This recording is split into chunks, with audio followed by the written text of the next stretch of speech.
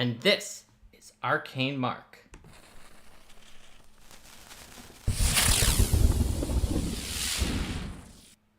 Hello everyone! Welcome to Arcane Mark Groupthink. So today we're going to be talking about teamwork, effective teamwork, and how to avoid some of the pitfalls of falling into patterns of groupthink in your tabletop RPGs. Because we've talked a lot more about, it's important to work together and make sure that your characters are collaborating and that you're communicating with each other, but it's certainly possible to take that to an extreme in a way that isn't going to be good for the health of your group or the fun of the players. So that's some of the stuff we're going to be talking about here today. A lot of times you'll see online other videos that are about the first part of that, which are like, don't be the loner who never works together with the rest of your group.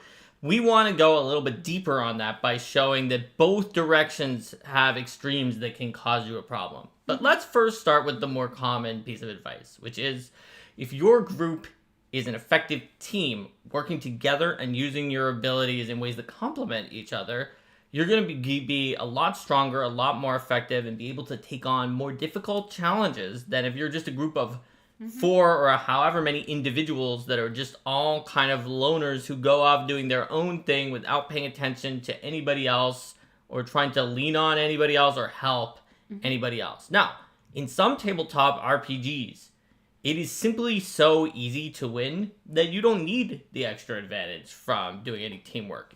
It's essentially similar to a group of bullies that are beating up on extremely weak opponents, and the only question is that the bullies are bragging like which one of the bullies is going to wipe out these weaklings. Or you have like one of those like isekai anime and all the protagonists are obnoxiously overpowered, and the question isn't are they going to win? The question is in what dramatic, ridiculous way are they going to win? Right. It would be like, the entire Justice League decides to go after a small group of regular criminals that would be one of the warm-ups that Batman does in a cold open of one of his TV shows or the beginning of one of his comics.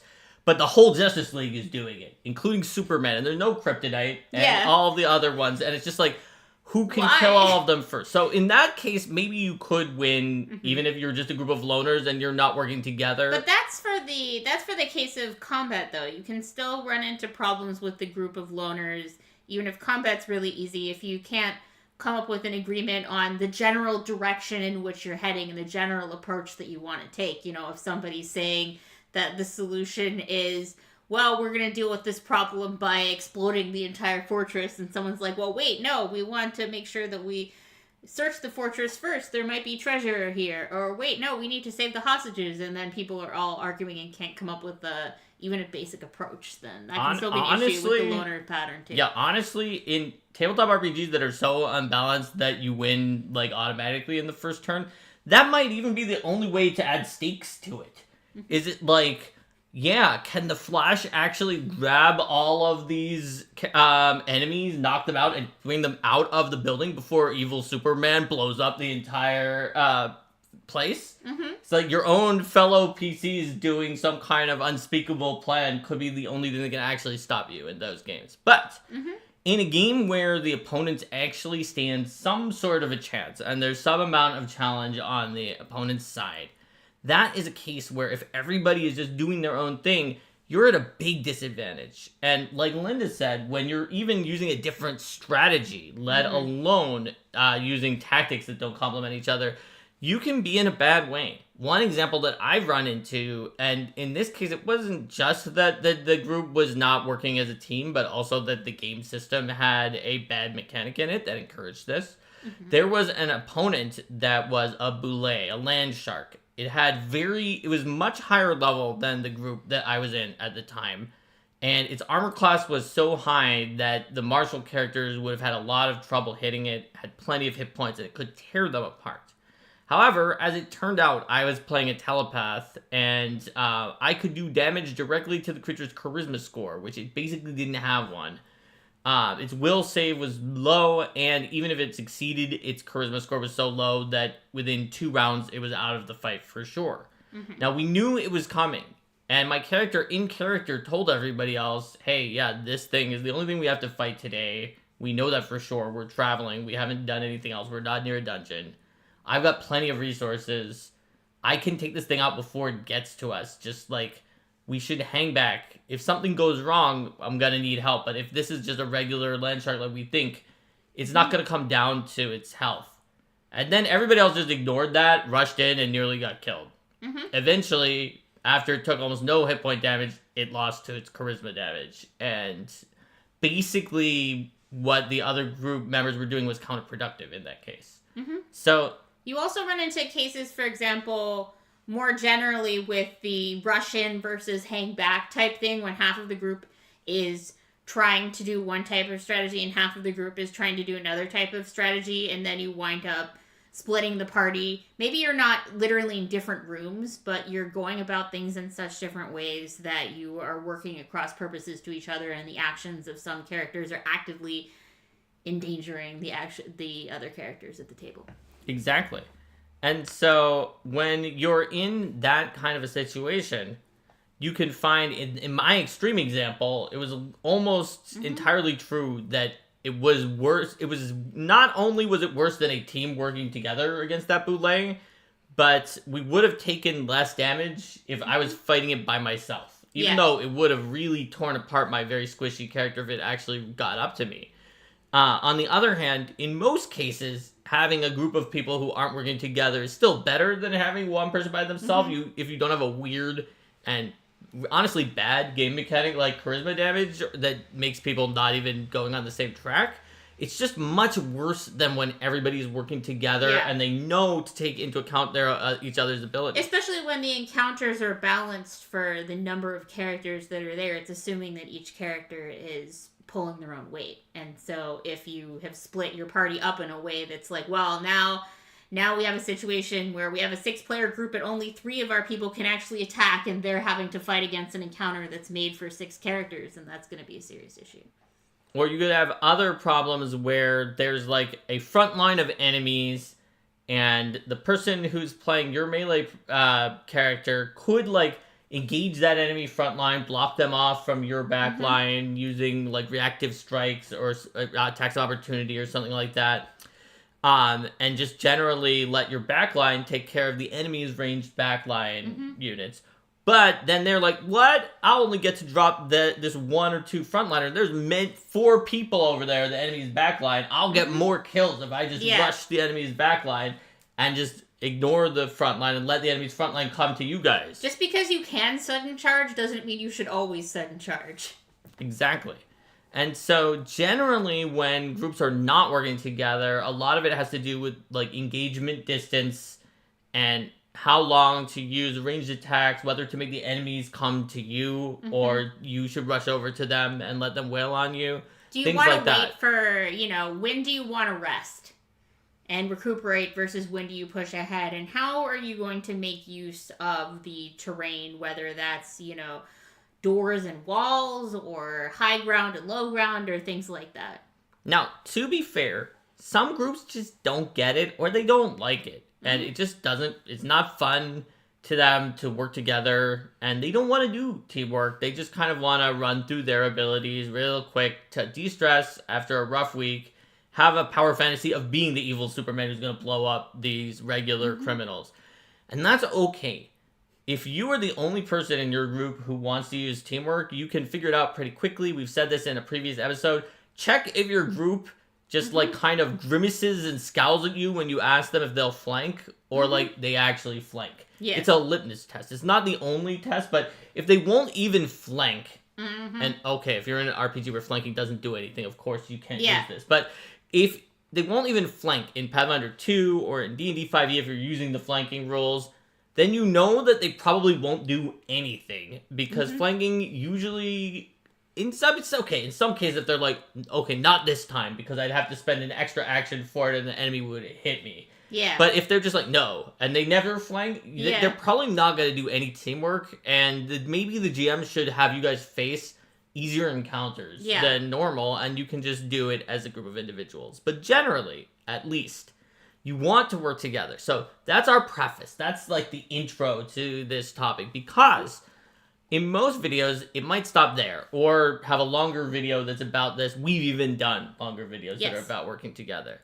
But in this video, we're going to warn you about the other side of this, which is groupthink. Now, groupthink is generally defined not just as when the group sort of has a hive mind and is thinking together in the same way, but when that sort of group consensus leads to bad decision making. Yes. Due to a pressure not to rock the boat, due to everybody just kind of going along with the flow and not being able to be the one who sees that the emperor does not have any new clothes. Or due to the people planning to sort of just stick with the way that the group has always done things instead of adapting to new circumstances. Because there can be cases where there are strategies that maybe they worked well for a previous group, they worked well in your last campaign, they worked well when you were playing a different RPG, but just porting those over and saying that's the way we always do things instead of taking a step back and talking it through and making a new plan can definitely cause issues. Now, a lot of times when groupthink is coming against you, it might be not because you made a foolish idea in the first place, but simply because of the mental energy it takes to move away from the groupthink. So, for example, maybe that strategy that Linda was talking about that is being used via the groupthink legitimately was a very good strategy that your entire group got together with these characters. Yeah. You looked at what abilities the characters had. Maybe you even do it at the beginning of each level when people get new abilities and figure out, okay, this is our best combo. If this person does this and that person does that, you do this, but be on standby to heal if you need to. You do this buff and try to get it lingering, and if it does, then on the next turn you do this other thing. And then everybody is thinking it together, and they say, well, wait, I actually have this feat. You adjust it, and you find what you think is the best strategy. The problem is, if you then try to... encounters later. Yes, if you then try to use it every time as a one-size-fits-all approach, even though you're running into an encounter where actually the enemy's abilities are so weird and different than what you've come to expect, that it winds up being the case that you would have been better off if you use some other set of abilities or combinations. And then the problem with groupthink is it's tough to be the one person who's like, wait a minute, guys, I know we agreed to this strategy that we've used 7 encounters in a row and it worked well, but this time I think we're going to do better if we actually do something else. Or maybe it's not even about tactical optimization, because maybe you're still convinced that's tactically optimal, but you're like, man, I sure am sick of casting this spell followed on round 1, followed by this spell on round 2, followed by this spell on round 3.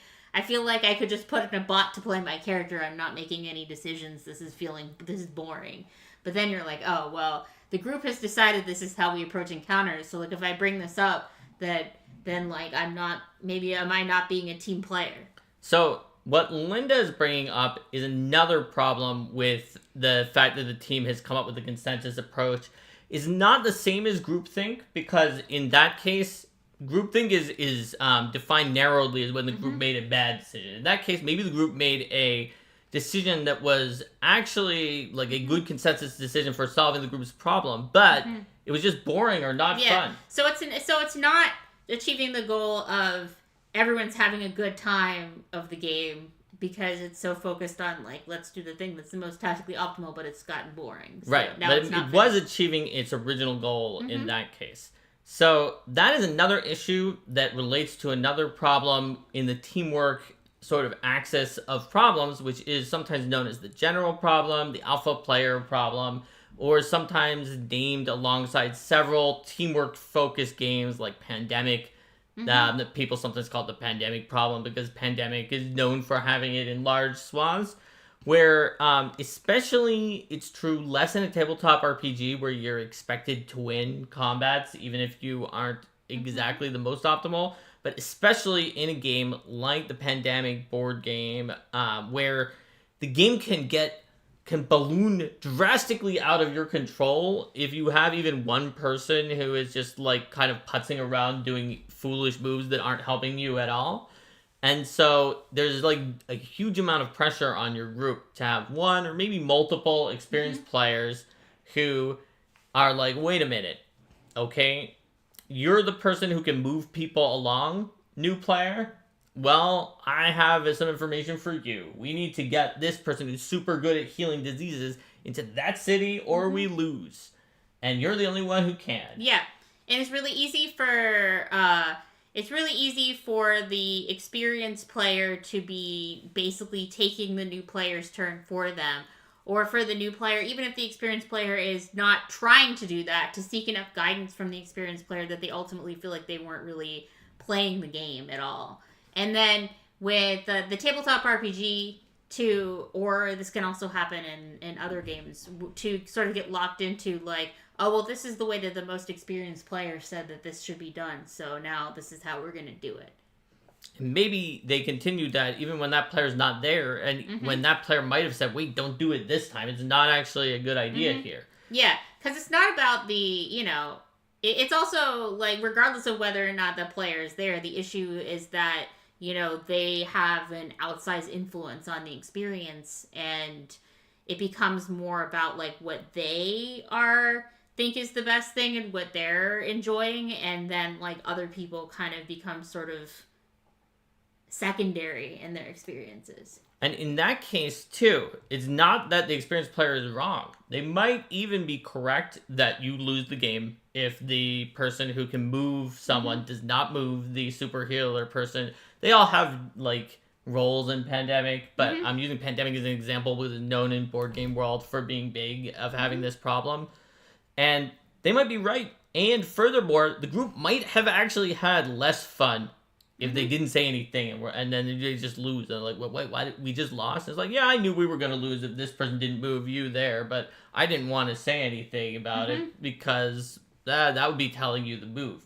So it can actually be very tricky for everybody in the group when you have that situation, because do you want to let the game implode every time? Do you want to mention it only when it's desperate?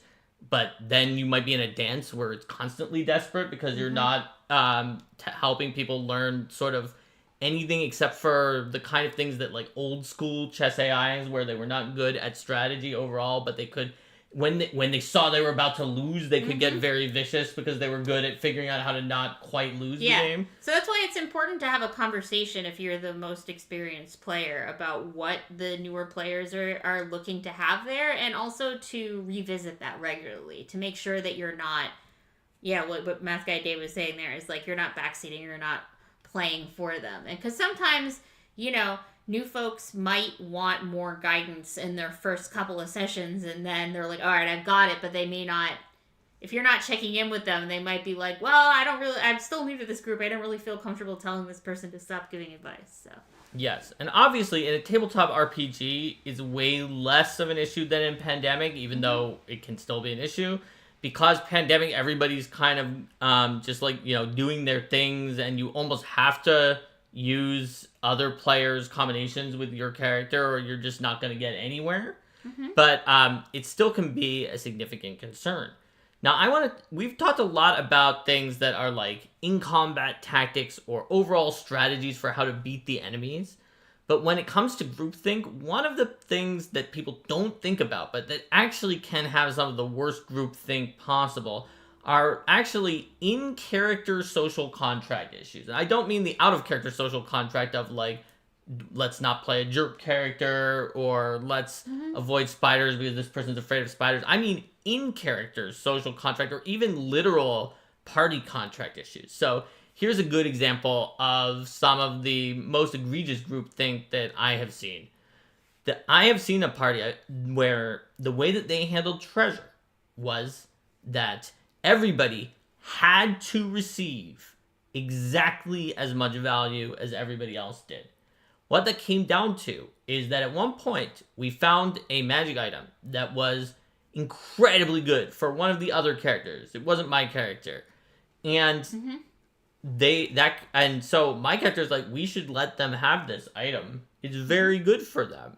It's going to help us all that they have this item. And the group was like, no, we have to sell it for half because it's more than that person's share. I was like, can I give my share to them so that they can have it? No. Also, it's not enough because this is actually more than 2 shares worth. We have to sell it for half and give that money to everybody. And they can start putting their money towards buying it back for full value from the merchant. I was like, can they be in debt to the party for the equal amount? Can they buy it from us for half using my share? Because we were only going to sell it for half and get the half. So if they can buy it out for half, they'd be, no. If they bought it for half, they get double the value of what they were doing. They have to buy it for full and give all that other money to the NPC merchant. And I was like, but why do we care if the NPC merchant has that money? Wouldn't it be better to keep that in the party? And it didn't work. So that was a good example of groupthink. Because the idea of fairness, of like everybody could have the same value, while it can be taken to an extreme, like in that example, or like a Harrison Bergeron style situation, is not like a bad idea of equity, right? But in this scenario, the groupthink led the party to remove like an extremely valuable asset towards that martial character, which would have made them substantially stronger and protected our group by doing that. And instead, we lost a huge amount of gold piece value for pretty much no reason other than the groupthink of, well, it has to be equal. Yeah. As the person who is often the one looking at treasure for our home group, I typically look at it as when new items come in, try to assign them to folks based on where it's going to be most useful. If there's like a tie, look for who has less useful items overall. And then whenever we come into liquid cash or, you know, sell things that no one can use, look at the balance of items that folks have, and then give the money with preference to the folks who don't have as many things, to try to roughly balance things out over time while still making sure that anytime we find a cool magic item, then it gets used. And then if we find an item that somebody is no longer using an item because, like, say they found something that's even better for them, then look and see, hey, does anyone else want this item?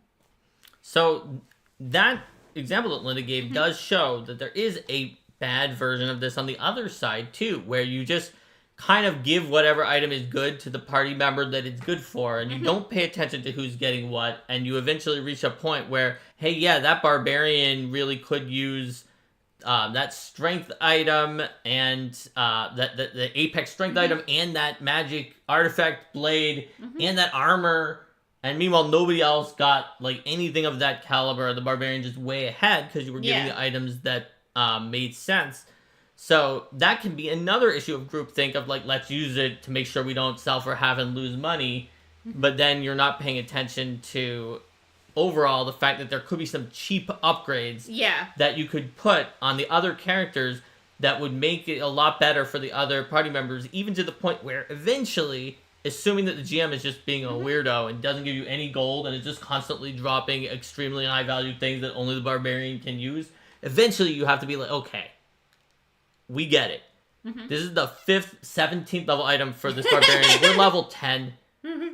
We don't have any money. We're going to sell 17th level item number 5 for half and use it to outfit all of the 10th level stuff that we need for all the rest of the party. Yeah, but I mean, you still can have like the hand-me-downs in terms of like, okay, you know, it doesn't matter as much if the bard who is mostly casting spells has the best bow, but they can definitely eventually get like a hand-me-down bow from the archer when the archer gets a fancy bow that has some other thing, and then you can take a look every once in a while and be like, hey, okay, you know, does everybody who cares about striking have striking runes at this point? Does everyone who cares about this enhancement have this basic thing at this point? You know, does everybody have skill items for their favorite skill? Just kind of looking at these broad categories. That's right. And Dustin points out it gets complicated when certain classes need the gold to be effective. And that is a point where that is in favor of not necessarily forcing things to be equal when you're going back and looking at who has what, but instead looking is one of the characters missing key crucial things that would be an easy, quick upgrade for them, but that they have just not gotten them because of the way the split has done. And those characters should get those at the very least. Because maybe one of the characters, like in Dustin's example, doesn't really need much. I've been that person. I've seen Linda do a review and is like, Mark's character is way behind on everything. It's just using, you know, she's a summoner and is just using hand-me-down weapons because any weapon will do for the Eidolon, and has bought basically nothing and gotten basically nothing. And I'm like, I'm okay with that, though. I want to make sure these other people are getting the things that they need first. And if everyone else is happy, as long as I have my armor, because that will apply to both me and my Eidolon, and my armor and my saving throw runes on my armor, I'm okay with anything. Yeah. And so if the player then is like legit cool with that, and you're like, oh, okay. But then like for a lot of other folks who might be less cool with that, I'd be looking at, all right, like, is there like some kind of a staff or some cool item that we can get for them? Let's get them a top level item. That's something that's fun for them. Yeah, absolutely. So basically, the way that you can use teamwork in your group, but avoid groupthink, is to make sure you are willing to spend the mental energy to come up with new ideas and strategies, and not just assume that because the group came up with something once, that it is a one-size-fits-all solution. Now, you might not have those spoons and mental energy all the time. Sometimes, even though the groupthink will lead you to a worse solution, definitionally that's what groupthink is, sometimes it's okay to be like, yeah, you know what, we're probably falling into groupthink here, but we're all really tired this week. Let's just do this thing. We know it'll work well enough. Let's just do the way that we've done it before, and we'll think about it later. Maybe we can have some email discussion during the week if there was something better we could do for next time. But it's about making sure to foster a culture in your group where you're encouraging folks to talk about whenever they have an idea for doing something different and new. Absolutely. Or whenever they're like unhappy about how something's going. Right. And whether that's, having a larger conversation as a group, or maybe the player can talk to the GM about it, or that kind of thing. That's true. Because while groupthink is defined as having a suboptimal or just generally not good solution to the problem, even if your solution is optimal or correct, maybe even literally correct in a situation where some things can be wrong, and the one that you picked is actually a right answer, it still might not be the best answer for your group all the time if it's causing psychological stress, if it's causing boredom, if it's causing people to butt heads. And so, or to not butt heads in a way where they back down for social consensus, and in their heart, they're just like, and they're butting heads in their heart, but not out loud, and just kind of getting more stressed out and upset inwardly over time. Yeah. And so the way to solve that, like Linda said, is to have an open communication with your group.